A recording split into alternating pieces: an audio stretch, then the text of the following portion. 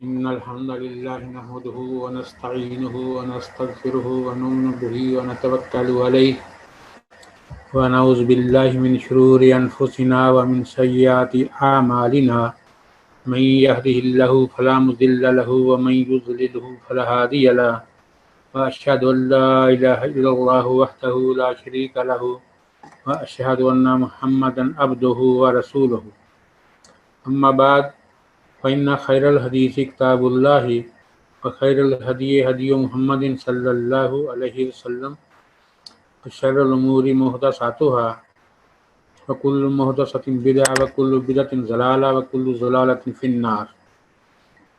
या अय्युहल्लज़ीना आमनु तक़ुल्लाहा हक़्क़ तुक़ातिही व ला तमूतुन्ना इल्ला व अंतुम मुस्लिमून। या अय्युहन्नासु इत्तक़ू रब्बकुमुल्लज़ी ख़लक़कुम मिन नफ़्सिन वाहिदतिन व ख़लक़ मिनहा ज़ौजहा फबस्स मिनहुमा रिजालन कसीरन व निसाअन वत्तक़ुल्लाहल्लज़ी तसाअलूना बिही वल अरहाम इन्नल्लाहा काना अलैकुम रक़ीबा। या अय्युहल्लज़ीना आमनु तक़ुल्लाहा वक़ूलू क़ौलन सदीदा युस्लिह लकुम आमालकुम व यग़फिर लकुम ज़ुनूबकुम व मन युतिल्लाह व रसूलहु फ़क़द फ़ाज़ फ़ौज़न अज़ीमा। सदक़ल्लाहुल अज़ीम। Ladies and gentlemen, Assalamu alaikum. It is 15th of July. Today we will be discussing research and subtitle will be epidemiology. Duration is 1 hour. Time, as you know, it is 11 to 12. College is Jalsina. My target audience is 4th year class. Method of presentation is PowerPoint. Medium which I used online, internet, Zoom and laptop. Objectives आज के lectures के क्या हैं? Last time हम discuss कर रहे थे management of epidemic और पेंडेमिक और इन्फेक्शियस डिजीज और एनी डिजीज और any health related problem.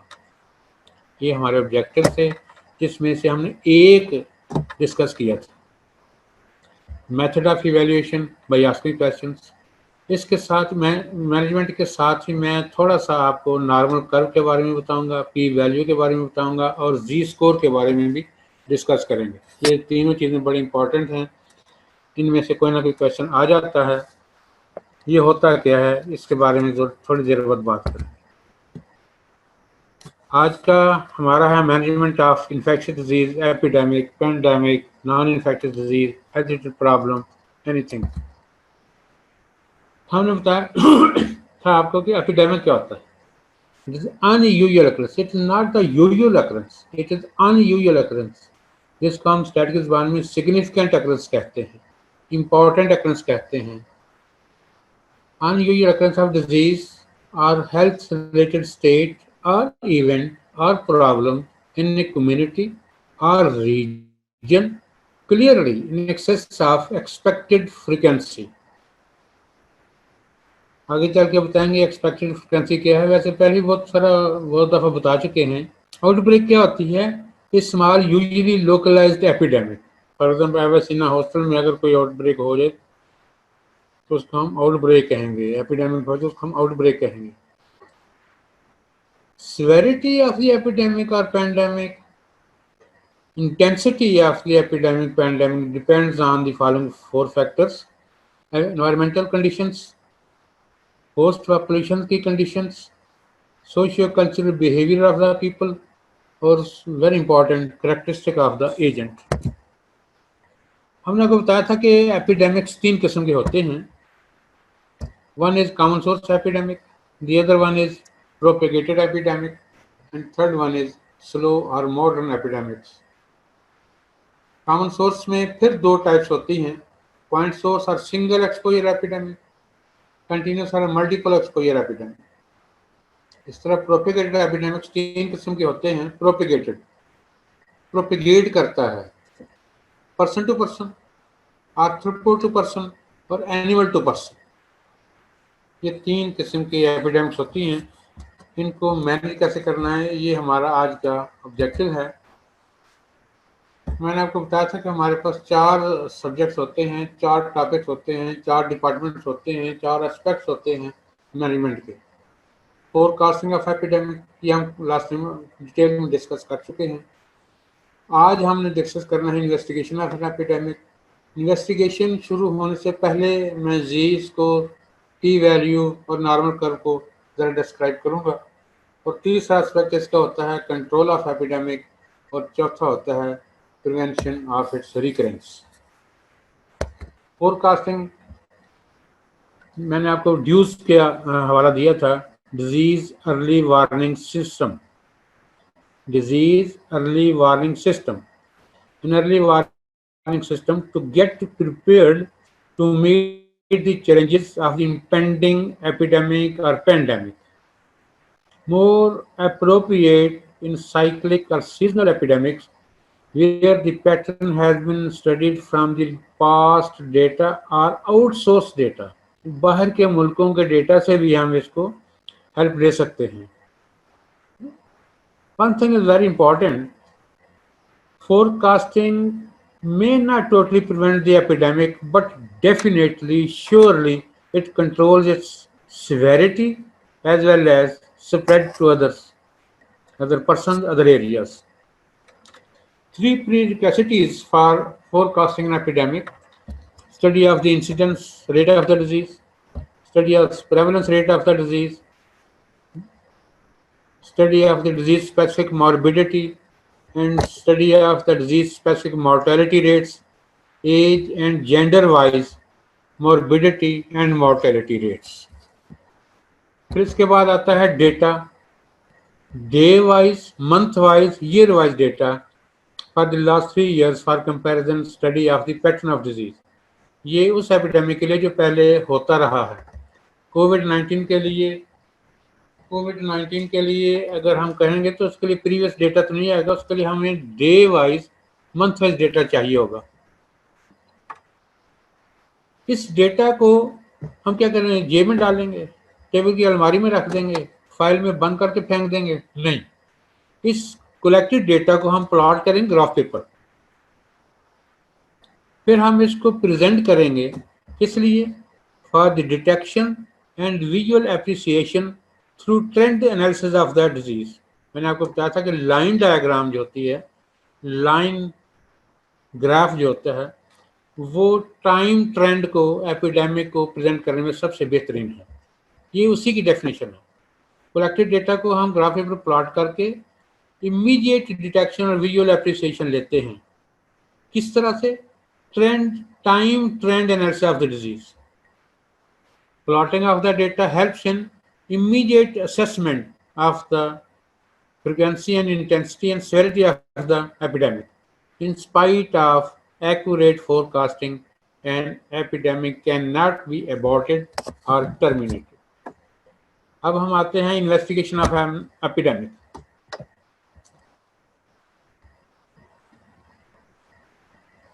The occurrence of an epidemic signals the significant shift in the existing balance between the agent, host, and environment. It means there is deviation in the balance between agent, host, and environment. अगर agent, host और environment में balance है, there will be no disease. ये balance disturb होगा किसी वजह से, तीनों में से किसी में disturbance हो तो epidemic हो जाती है।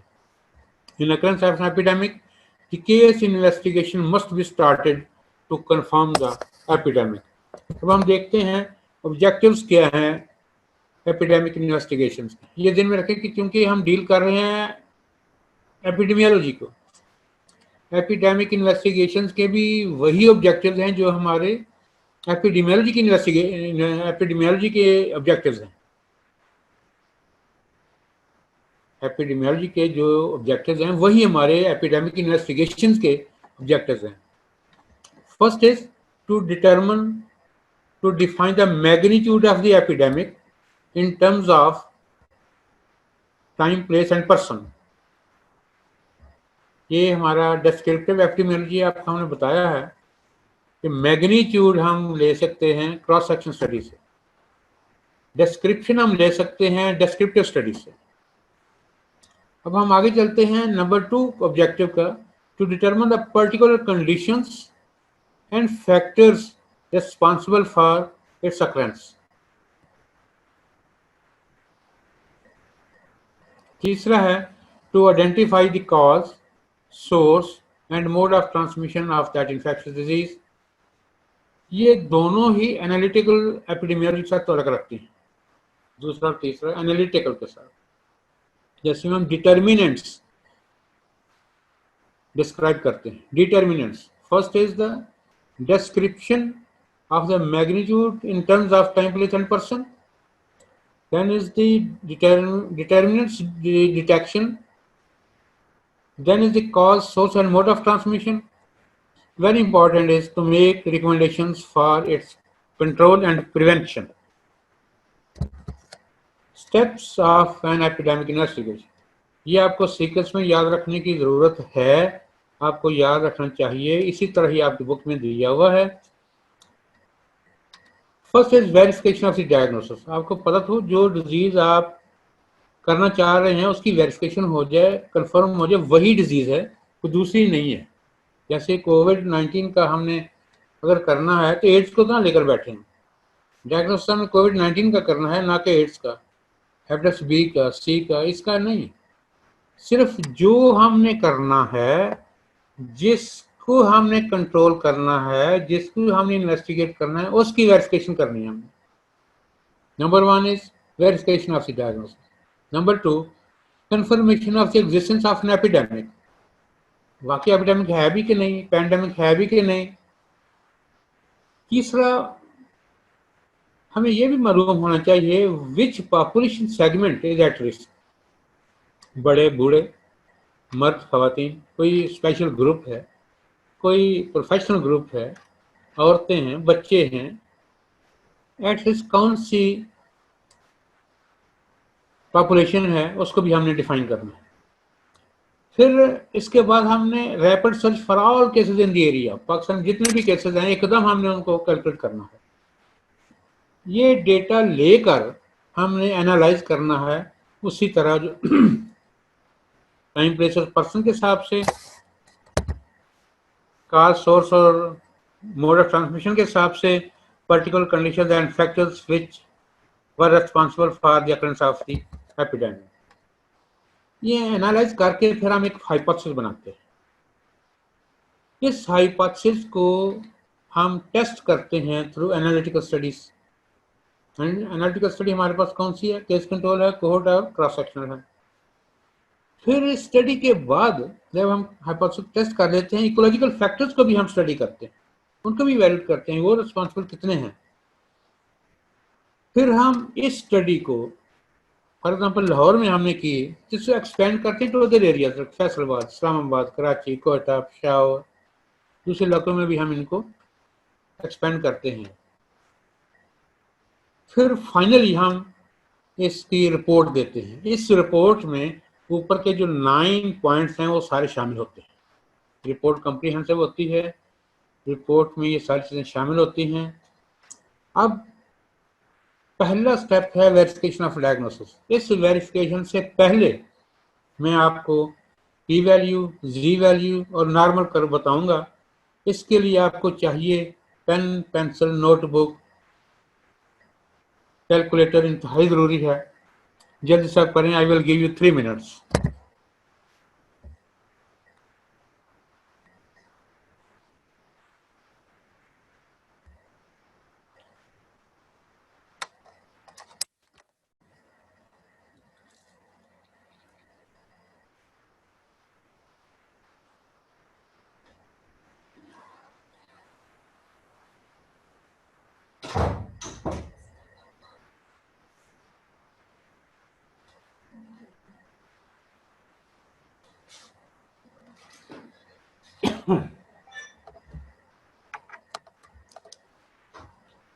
I think you will be ready for some calculations.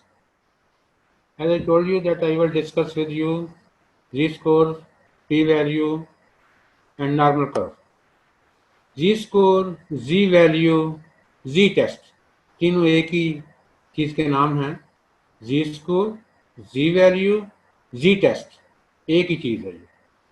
Z-test is a test of statistical significance which helps you to decide whether or not to reject the null hypothesis.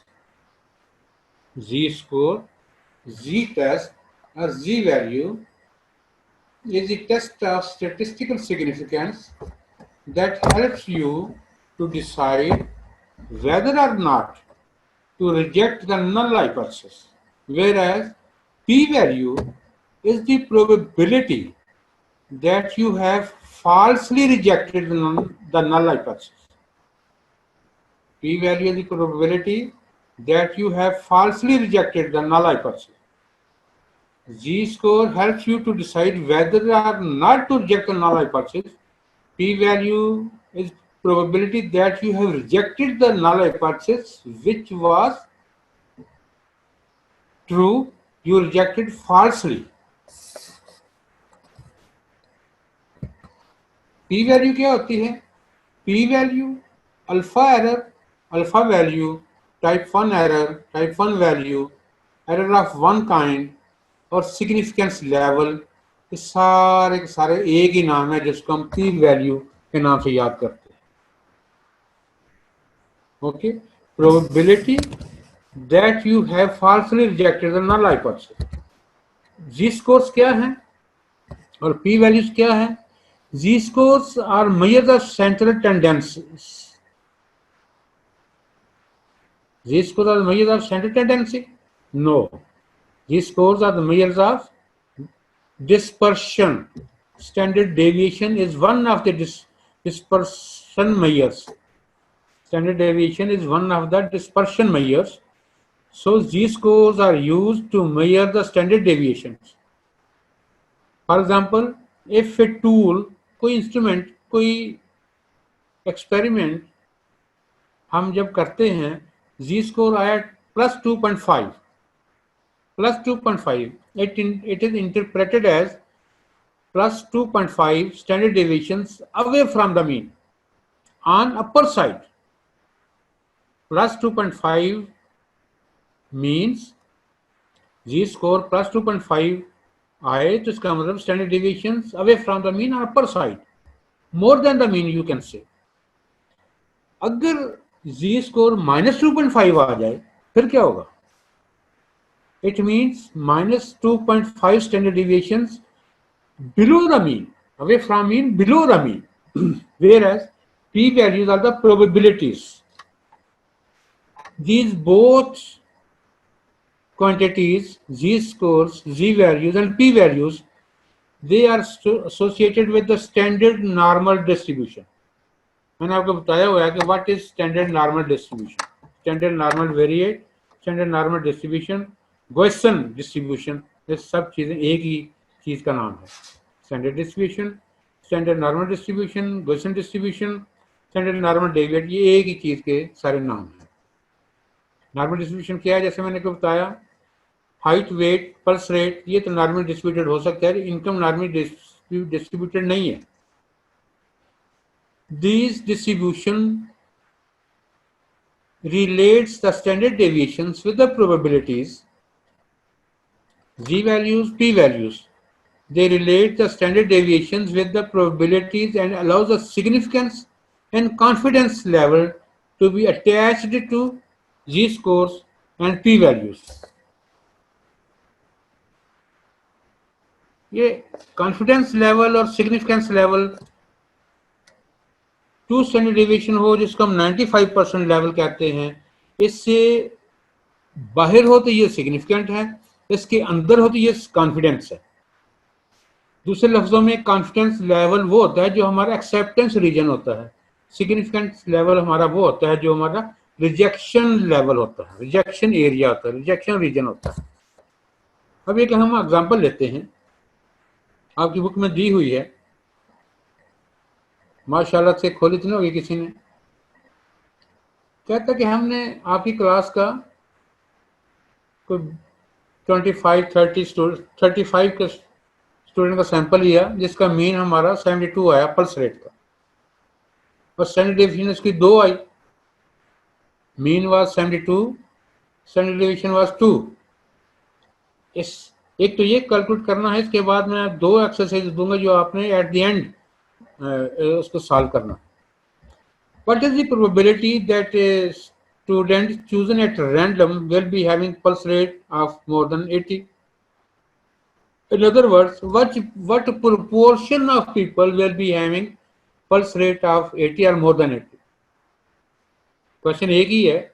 What is the probability that a male chosen at random will be having pulse rate of 80 or more than 80? Or what proportion of population from which the sample was taken? For example हमने आपकी class का sample लिया, हम fourth year students का ही population को consider करेंगे, third year का, final का, फर्स्ट ईयर का, जो बाहर लोग हैं, जो पेशेंट, उनको हम कंसिडर नहीं करेंगे, सिर्फ आपके स्टूडेंट्स को, आपकी पॉपुलेशन को. इसको कैलकुलेट करने के लिए हमारे पास जी वैल्यू है, जिसको हमने पहले जिक्र किया है कि ये हमारी हेल्प करती है डिसीजन टेकन में. जिसका फार्मूला आपके पास है, x minus x bar divided by standard deviation. अगर हम ये फिगर लेते हैं, ये फार्मूला अप्लाई करते हैं इस पर्टिकुलर एग्जांपल को, तो आप देखें 80 माइनस 72, इसको डिवाइड किया 2 से, तो जी वैल्यू, जी स्कोर आ गया हमारा 4, और जी स्कोर जो 4 है उसकी टेबुलेटेड वैल्यू है 0.49997. ये इसकी जो वैल्यू है, ये भी अब आपको दिखाता हूँ, ये आपको याद करने की जरूरत नहीं है, टेबल आपको दे दिया जाएगा अगर क्वेश्चन में होगा तो, लेकिन उसको इंटरप्रेट करना आपको आना चाहिए. जी वैल्यू 4 आई, 4 की वैल्यू आई 0.49997.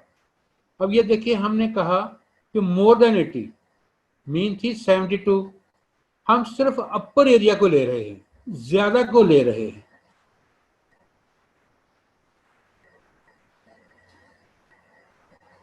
तो फिर उसका आंसर क्या होगा? what proportion of people will be having pulse rate of 80 or more than 80? फिर हम हाफ एरिया को इस वैल्यू से माइनस करेंगे, 0.5 से हम माइनस करेंगे 0.4997 को. ये आंसर आ जाता है 3 आउट ऑफ 1 लाख. दूसरे लफ्जों में, आपकी क्लास के लेवल के लोग, स्टूडेंट्स, कोलीग्स, लाख में 3 लोग ऐसे होंगे जिनकी पल्स रेट 80 से ज्यादा हो सकती है, प्रोबेबिलिटी. अब हम दूसरा टेबल आपको दिखाते हैं. ये आपकी बुक में दिया हुआ है, ये याद करने की जरूरत नहीं है, रट्टा लगाने की भी जरूरत नहीं है. अगर आपको याद है तो बहुत ही अच्छा है.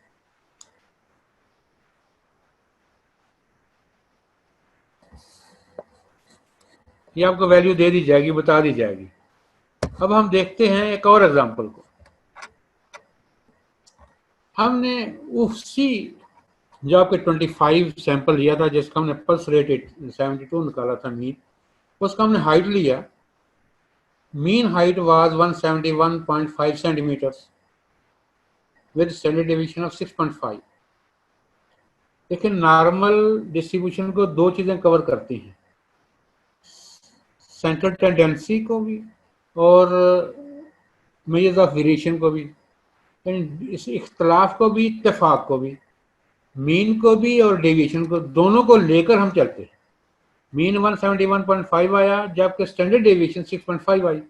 स्टैंडर्ड डेविएशन क्या है? Measure of dispersion. और 171 क्या है? Measure of central tendency. अब हम देखते हैं पिछली एग्जांपल को मद्देनजर रखते हुए कितने लोग होंगे जिनका पल्स रेट, जिनका हाइट 180 सेंटीमीटर होगा. कितने लोग होंगे? वही फार्मूला यहां अप्लाई करें तो ये फिगर आ जाती है हमारी 9.51, मोर देन 180 सेंटीमीटर. अब इसकी दो ऑप्शन आगे आएंगी, वो मैं आपको असाइनमेंट में देता हूं. अब नॉर्मल डिस्ट्रीब्यूशन आ गई. ये देखें, बेल शेप कर्व होता है, ये रेड आपको नजर आ रहा है. 68% value with in 1 standard deviation on other side of the mean होता है. 95% value with in 2 standard deviation on other side of the mean होता है. जबकि 99.7% values on other side of the mean 3 standard deviation होता है. Understand. Bell shaped है, यूनिमोडल है, symmetrical है, 2 पॉइंट्स ऑफ इन्फ्लेक्शन है। ये अगर आपको तस्वीर नज़र आ रही है तो जहाँ 68 के एरो दिए हुए हैं, ये वो पॉइंट्स हैं जो इन्फ्लेक्शन कहलवाते हैं। जहाँ कन्वेक्सिटी कनकेविटी में चेंज हो रही है उसको हम कहते हैं पॉइंट ऑफ इन्फ्लेक्शन। ये बड़ा ज़रूरी था नॉर्मल डिस्ट्रीब्यूशन का, नॉर्मल कर्व का। ये दोनों चीज़ें मीन है ना, ज़ीरो देखें इसके, ये क्लस्टर है, ये सेंट्रल टेंडेंसी है, ये ट्रेंड बता रहा है। जबकि इसके जो बाहर को फैले हुए हैं वो डिस्पर्शन है, वो इख्तलाफ हैं, वो रूठे हुए हैं, वो बाहर को जा रहे हैं। कहाँ तक हम उसको कबूल कर सकते हैं, ये हमारा स्टैट इसका जवाब देती है कि कन्वेंशनली हम 95% लेवल को लेते हैं। 95% लेवल अगर मीन से थोड़ा इधर है या इधर है तो उनको हम कंसिडर कर लेते हैं कि ये काबिल कबूल है। इससे जो बाहर होगा 2 स्टैंडर्ड डेविएशन से ऊपर या 2 स्टैंडर्ड डेविएशन से नीचे, तो उसको हम कंसिडर करेंगे ये सिग्निफिकेंट है। ये जो दो के अंदर वाला एरिया है ये कॉन्फिडेंस एरिया है। दूसरे लफ्जों में एक्सेप्टेंस रीजन है, एक्सेप्टेंस एरिया है। दो से बाहर वाला ये सिग्निफिकेंट लेवल है, ये एरिया ऑफ रिजेक्शन है, एरिया ऑफ कॉन्फिडेंस लेवल है। ये +2 अपर कॉन्फिडेंस लिमिट है, -2 लोअर कॉन्फिडेंस लिमिट है। इस तरह से आपको ये याद रखना इंतहाई जरूरी है, ये क्वेश्चन आना ही आना होता है। अब हम चलते हैं अपने असल टॉपिक की तरफ। हमारा जो पहला पॉइंट था verification of diagnosis of the disease. अभी हमने डिजीज को डायग्नोस करना है, कोविड-19 को अभी हमने डायग्नोस करना है, उसको वेरीफाई करना है,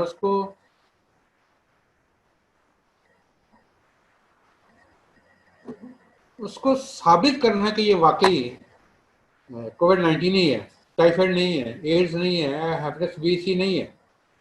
Initial reports may be spurious and arise from misinterpretation of the clinical features.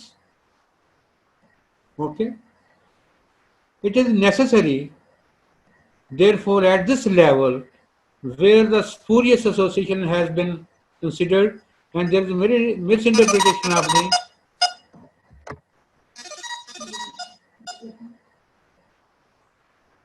ठीक है, हेलो, हाँ जी ठीक है, चलो।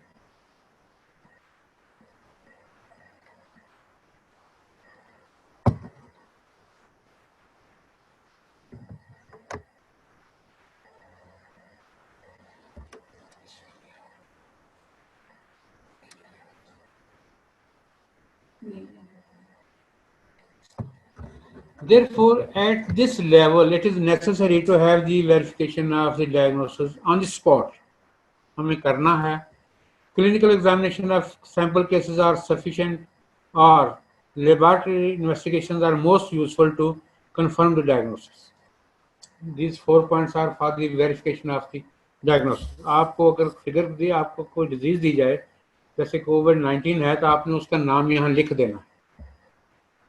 Clinical examination of sample cases are sufficient for COVID-19. Lab investigations, क्या क्या टेस्ट होते हैं इसके, you must know, are useful to confirm the diagnosis. दूसरा है confirmation of the existence of an epidemic. Pandemic अगर करें तो across the borders आ जाता है। पैंडेमिक करें across the borders, epidemic within the border areas. An epidemic is said to exist when the number of cases or the observed frequency is in excess of expected frequency for that population which is based on past experience. अगर pandemic है तो abroad experience, बाहर का experience हमने लेना है। जैसे कोविड-19 का हमें चाइना से भी मिला, अमेरिका से मिला, बाकी पूरी दुनिया से मिला। स्टैट की जुबान में अगर हम कहें तो 2 standard deviations for the last data, और एक्जोटिक जो डिजीज बाहर से आनी है उसका एक केस भी एपिडेमिक कंसिडर हो जाता है। जैसे कोविड-19 एक केस 26 फेब को आया था, उसने हिला के रख दिया था, लेकिन हमारी कौम, हमारी गवर्नमेंट सोई रही, कुछ किया नहीं उसके लिए। अगर स्टैट की जुबान में बात करें तो मोर देन 2 स्टैंडर्ड डेविएशन। अगर एपिडेमियोलॉजी की जुबान में बात करें तो clinic excess of normal expectancy पिछले साल जितने थे उससे 2 स्टैंडर्ड डेविएशन ज्यादा होने जरूरी हैं for the existence of an epidemic. तो तीसरा मैंने आपको बताया था कि you have to define the population at risk. कौन लोग हैं, किस उम्र के हैं, किस जेंडर के हैं, किस ग्रुप के हैं, किस प्रोफेशन के हैं, who are at risk. Obtain a local area map which may be containing natural landmarks, roads, and location of all dwellings, buildings, departments, counting the population by age, gender, and profession should be carried out. Population at risk, ये आपको define करना ही करना है। चौथा है rapid search for all cases here and there. इस area में जितने भी केसेस हैं उनको बहुत स्पीड के साथ आपने सर्च करना है। कैसे करना है, इसके लिए हमारे पास कुछ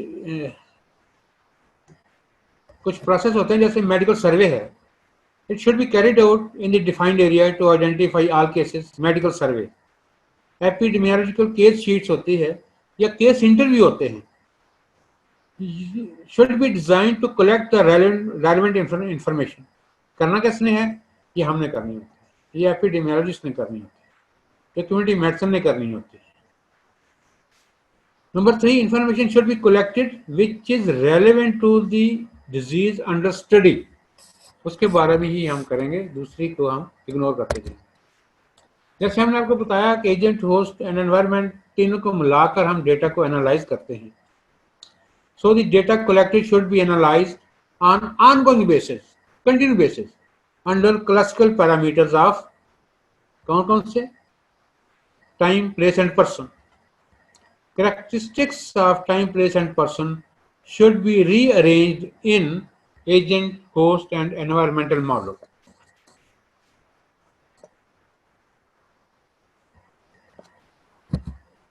फिर आप इस जो टाइम डिस्ट्रीब्यूशन थी उसको हम थोड़ा सा आपको गोश गुजार देते हैं।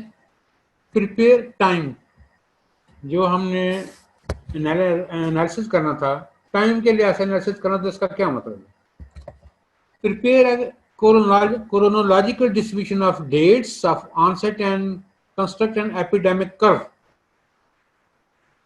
जैसे मैंने पहले ही बताया कि ग्राफ पेपर पे आप ये जो आप केसेस होंगे इनको जब प्लॉट करते हैं तो एपिडेमिक कर्व बनता है। एपिडेमिक कर्व में सजेस्ट, क्या बता सकता है ये, time relationship with exposure to a suspected source और reservoir, whether it is common source or propagated epidemic, whether it is seasonal or cyclic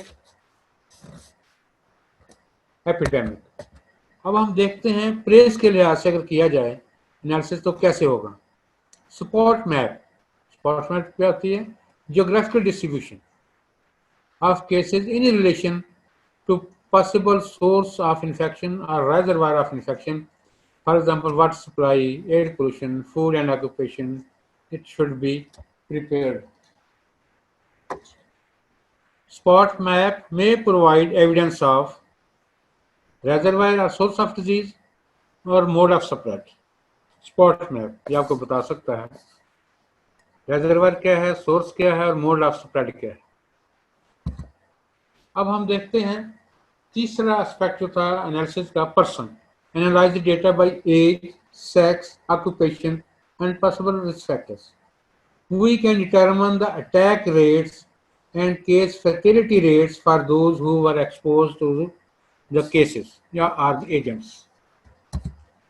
अब हम आते हैं 6th और 7th जो हमारा ऑब्जेक्टिव था, फॉर्मुलेशन ऑफ हाइपोथेसिस और टेस्टिंग ऑफ हाइपोथेसिस। हमने आपको बताया कि फार्मूलेशन ऑफ हाइपोथेसिस बनाते हैं डिस्क्रिप्टिव एपिडेमियोलॉजी, जबकि टेस्ट करते हैं हम एनालिटिकल एपिडेमियोलॉजी। डिस्क्रिप्टिव एपिडेमियोलॉजी में हमारी डिस्क्रिप्टिव आती है, क्रॉस सेक्शन आती है, जबकि टेस्टिंग में हमारे पास केस कंट्रोल है, कोहोर्ट है और फिर क्रॉस सेक्शन दोनों जगह आती है, वो भी हमारी इसमें शामिल होती है। On the basis of time, place and person distribution, the agent post environmental model formulate the hypothesis to explain the epidemics or pandemics in terms of possible source or reservoir of infection, the causative agent of the disease, possible modes of the spread, environmental factors. ये चारों चीज़ें हमारे पास पांचों मिल जाएं तो फिर हम करते हैं testing of all the reasonable hypothesis should be done with known facts. इनके साथ हम फिर वेरिफिकेशन करते हैं। जैसे मैंने आपको बताया, डिस्क्रिप्टिव एपिडेमियोलॉजी से हम हाइपोथेसिस को बनाते हैं, फार्मुलेट करते हैं, जनरेट करते हैं, राइट आउट करते हैं। एनालिटिकल स्टडी से हम इस हाइपोथेसिस को टेस्ट करते हैं और एक्सपेरिमेंटल डिज़ाइन से हम इस हाइपोथेसिस को कंफर्म या रिफ्यूट करते हैं। तीनों का आपको डिफरेंस आना चाहिए। डिस्क्रिप्टिव एपिडेमियोलॉजी से हम हाइपोथेसिस को बनाते हैं, जबकि एनालिटिकल स्टडी से हम हाइपोथेसिस को टेस्ट करते हैं। एक्सपेरिमेंटल स्टडी से रैंडमाइज्ड कंट्रोल ट्रायल से हम इस हाइपोथेसिस को कंफर्म या रिफ्यूट करते हैं। अब हम तीसरा 8th इसका जो फैक्टर था उसको हम डिस्कस करते हैं, valuation of the ecological factors. वो कौन से दुनियावी हालात थे जिसकी बेस पर ये एपिडेमिक पैंडेमिक फैली। आपको पता है कि इस वक्त बड़ा ट्रेंड है इंटरनेशनल ट्रेडिंग में, इंटरनेशनल ट्रैवलिंग में, इंटरनेशनल स्टडीइंग में, उधर जा रहा है, उधर जा रहा है, उधर जा रहा है। ये सबसे बड़ा इकोलॉजिकल फैक्टर है किसी डिजीज के स्प्रेड होने में। International trading, international education, international travelling, ये सबसे बड़ा फैक्टर है जिसको हम इकोलॉजिकल फैक्टर कहेंगे। ये कोविड-19 के स्प्रेड में इसी का सबसे ज़्यादा हाथ है। ये वायरस बड़ा इनोसेंट होता है, ये खुद ब खुद चढ़कर किसके घर, किसके जिस्म पे नहीं आता। बड़ा इनोसेंट है, बड़ा खुददार है, इज्जतदार है। ये किसी के घर में नहीं आता, किसी के जिस्म पे नहीं आता, अनटिल अनलेस आप उसको पकड़कर आपको अपना पना लेकर आए या अपने घर ना लेकर। कोविड-19 का वायरस कोरोना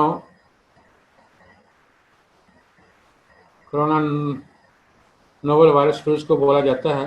ये बड़ा इज्जतदार है, शरीफ है, खुद चलकर किसी के घर नहीं जाता, खुद चलकर किसी की बॉडी पे नहीं आता, अनटिल अनलेस का आप उसको पकड़कर जबरदस्ती खुद घर ना लेकर आए, खुद अपने ऊपर ना लेकर आए।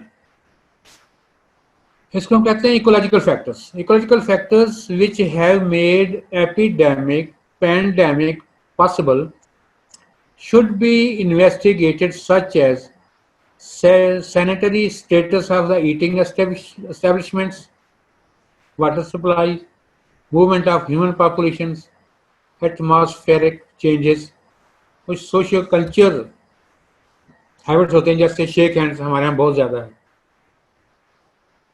हगिंग बहुत ज़्यादा है।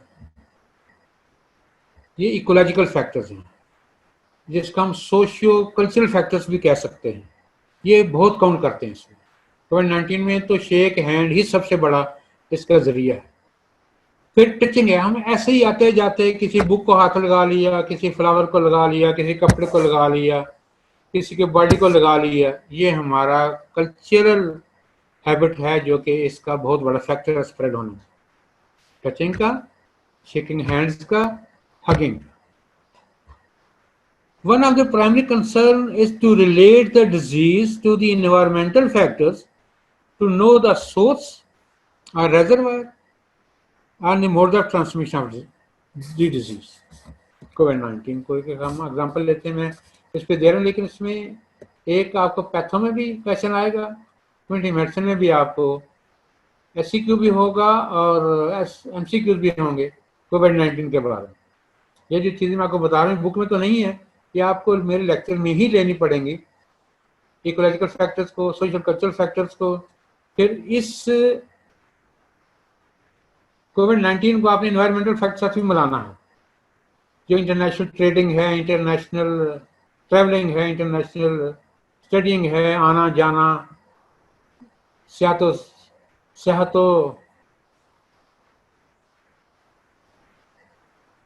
सियाहत है, ये सारी चीज़ें इसकी स्प्रेड में हेल्प करती हैं। अब हम 9th जो पॉइंट था in the investigation of epidemic was further investigation of population at risk. Study of population at risk should be done to obtain the additional information. उनसे हम पूछते हैं कोई और किसी और को जानते हो जिसको ये डिजीज हो गई, उसके बारे में आप क्या जानते हैं? It may involve medical examinations, screening tests, examination of the suspected foods, feces and bloods. ये सारी चीज़ें हमें मज़ीद हेल्प करती हैं in the investigation of epidemic. अब हम देखते हैं, जब हमने कहा था जिसके 10 पॉइंट्स हैं, इस रिपोर्ट में क्या चीज़ शामिल होनी चाहिए। Final responsibility of the investigation team, जिसको आप JIT कह लेते हैं, joint interrogative team, joint investigation team. Final responsibility क्या है? ये इतनी करके रख छोड़ा, is to prepare a written report, written document, written file to document the investigations, findings and recommendations. दोनों चीजें जरूरी हैं, फाइंडिंग्स भी और रिकमेंडेशन भी। आपको इतना इल्म तो होना चाहिए ना, ये कैसे हम रोक सकते हैं, कैसे हम इसको प्रिवेंट कर सकते हैं, कैसे इसको कंट्रोल हासिल कर सकते हैं। तीनों चीजों का आपको डिफरेंस पता होना चाहिए। कंट्रोल का मतलब क्या है, प्रिवेंशन का मतलब क्या है, रिकरेंस का मतलब क्या है, तीनों में डिफरेंस क्या है, इलिमिनेशन का मतलब क्या है, इरेडिकेशन का मतलब क्या है, सर्वेलेंस का मतलब क्या है, ये सारी चीजें इसमें आपकी कोरिलेट होती हैं। Written report should be submitted in standardised format to the public health authorities. यहाँ जो हालात थोड़ा डिफरेंट है ना पाकिस्तान के, including the ministry of health, public health authorities, quality medicine को ही आपने रिपोर्ट देनी है, स्टैंडर्ड फॉर्मेट में देनी है, simultaneous to data collection and hypothesis formation. इसके साथ ही steps should be taken to control the epidemic. Data collection है, हाइपोथेसिस फॉर्मेशन है, ये फाइनल होने से पहले ही आपने कंट्रोल मेजर्स बता देने हैं। Steps should be taken to control the epidemic. यहाँ तो अभी तक फैसला नहीं हो सकता क्या करना है क्या नहीं करना। दीज मेजर्स डिपेंड अपॉन, कौन से measures? Controlling measures depend upon knowledge of the etiological agent, mode of transmission of the etiological agent, and the other contributing factors, enabling factors, helping factors, which help in the spread and severity of the COVID-19. Protective measures are necessary for, ये हम जो smart lockdown है इसकी खैर इतनी अहमियत कोई नहीं है। लॉकडाउन है, कर्फ्यू है, सोशल डिस्टेंस है, ये क्यों जरूरी है, किसके लिए जरूरी है? पेशेंट्स के लिए जरूरी है, उनके लवाहकीन के लिए जरूरी है। अगर पेशेंट हो तो उसके लिए क्या मेजर्स होंगे? 2 मेजर्स के लिए, आइसोलेशन होना, डिसइंफेक्ट करना। पेशेंट के लिए प्रोटेक्टिव मेजर्स आइसोलेशन है, डिसइंफेक्शन। आइसोलेशन क्या है? मैक्सिमम इंक्यूबेशन पीरियड के लिए, इन्फेक्शियस पीरियड के लिए हम उस पेशेंट को अलहदा कर देते हैं दूसरे लोगों से, फिर उसकी डिसइंफेक्शन करते हैं। डिसइंफेक्शन एक इटसेल्फ बहुत बड़ा टॉपिक है, जो फिजिकल हैं, केमिकल हैं, सिंथेटिक हैं। आपने पेशेंट को कैसे डिसइंफेक्ट करना है, रूम को कैसे करना है, उसकी क्लोथिंग कैसे करनी है, उसके रूम को कैसे करना है, उसके हाउस को कैसे डिसइंफेक्ट करना है, ये सारी एक स्टैंडर्ड फॉर्मेट में दे दिए गए। WHO का देख रहे हैं उसमें भी है, मिनिस्टर ऑफ हेल्थ में उसमें भी है। फिर इसके जो लवाहकीन है पेशेंट्स के, लवाहकीन से मुराद सिर्फ वही नहीं है जो बयान पाई है, लवाहकीन से मुराद उसके 2 साहब, डॉक्टर्स, नर्सेज, पैरामेडिक्स जो उसके साथ उसको एक्सपोज हुए, वो कॉन्टेक्ट्स हैं।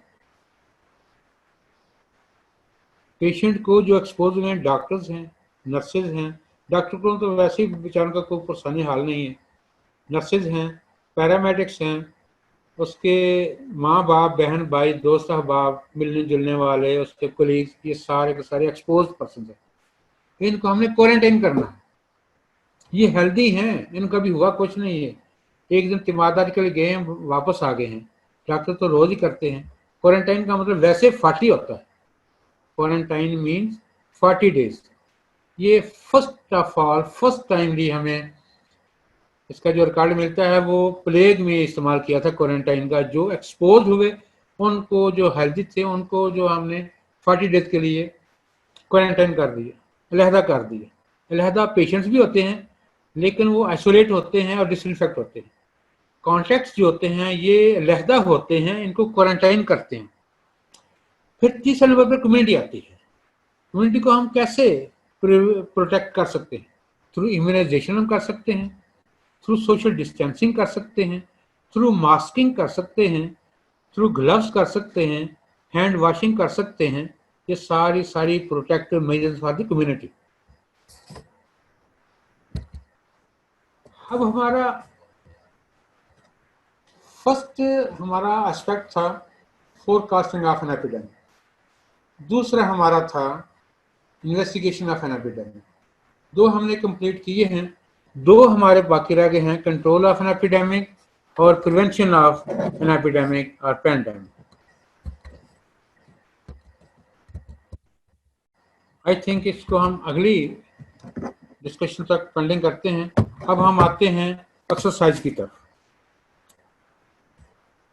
First I will give you an opportunity and liberty to raise any question regarding 2 days discussion, जिसमें हमने आपको बताया है इन्वेस्टिगेशन ऑफ एपिडेमिक और फोरकास्टिंग ऑफ एन एपिडेमिक, और इसके साथ हमने आपको बताया है जी स्कोर और पी वैल्यू। इसकी हमने आपको एग्जांपल एक छोटी सी दी थी कि कितने लोग होंगे जिनकी पल्स रेट इससे ज़्यादा होगी। दूसरे लफ्ज़ों में हमने आपको जी टेबल का भी एक झलक दिखाई। फिर एग्जांपल दी हमने आपको हाइट की, आपके क्लास की, जिसमें स्टैंडर्ड डिवीजन 6.5 थी और हाइट 171.5 सेंटीमीटर। कितने लोगों का हाइट है लेस देन 160 सेंटीमीटर। अब आपने जो कैलकुलेट करना है वो ये है, how many people will be having height more than 175 centimetre. इस सिनेरियो में जिसमें मीन था 171.5 सेंटीमीटर, स्टैंडर्ड डेविएशन थी 6.5 सेंटीमीटर, 6.5। क्वेश्चन हमने किया है, आपको जो हमने कैलकुलेट करके बताया है वो है लेस देन 160 सेंटीमीटर प्रोपोर्शन होती है 3.75% लोगों। अब आपने दो एक्सरसाइज करनी है।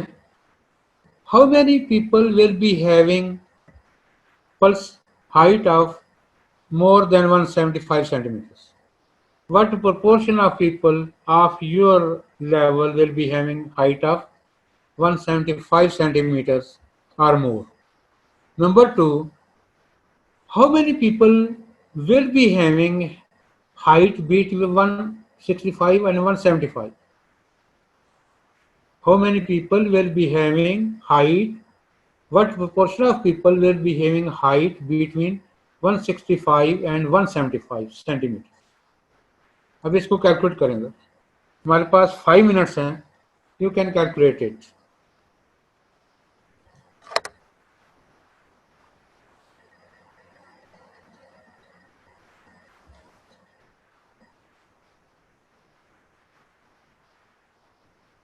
If you have some difficulty, you may raise your question.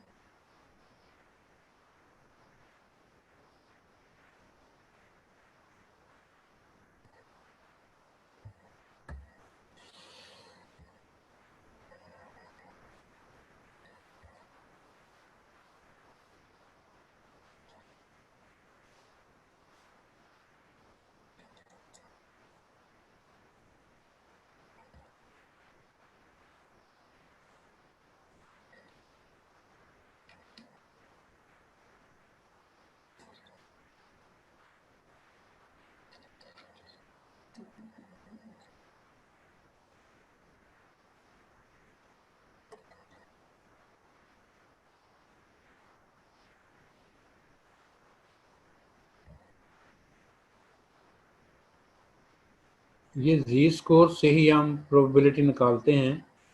Ji score हमने आपको बताया था, is a measure of standard deviation, mean से कितना हटके।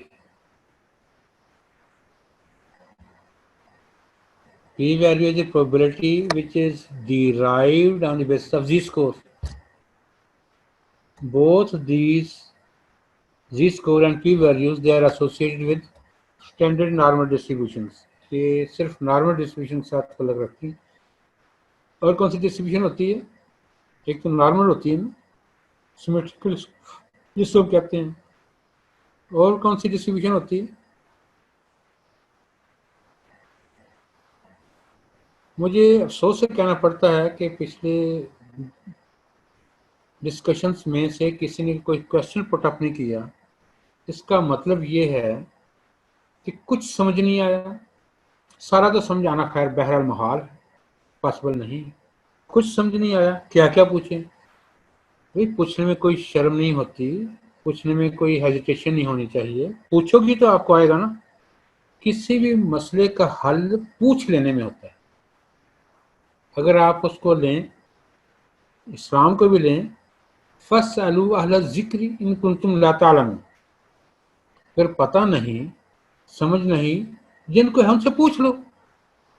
ये तो आप लोग करते नहीं हैं। तो किस तरह हम ये समझने का आपको सारा कुछ आ गया?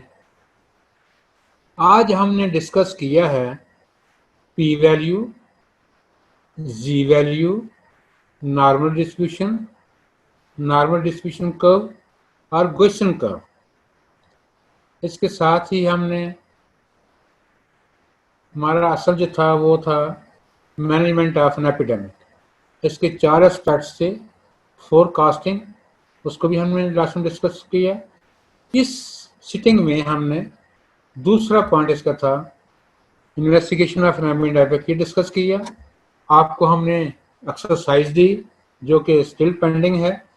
तीसरे नंबर पे हमारा आएगा preventive controlling measures, how to control an infectious disease और एपिडेमिक और पेंडेमिक।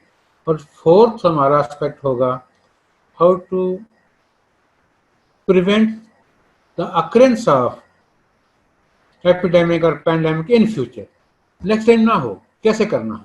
ये 2 टॉपिक्स हैं कि हम नेक्स्ट टाइम डिस्कस करेंगे। आज के लिए इतनी काफ़ी है। कोई क्वेश्चन हो you may send to me. वाखिर दावाना अल्हम्दुलिल्लाहि रब्बिल आलमीन। I think so you are now able to discuss P value, Z value, normal curve and management of epidemic. Jazakallah.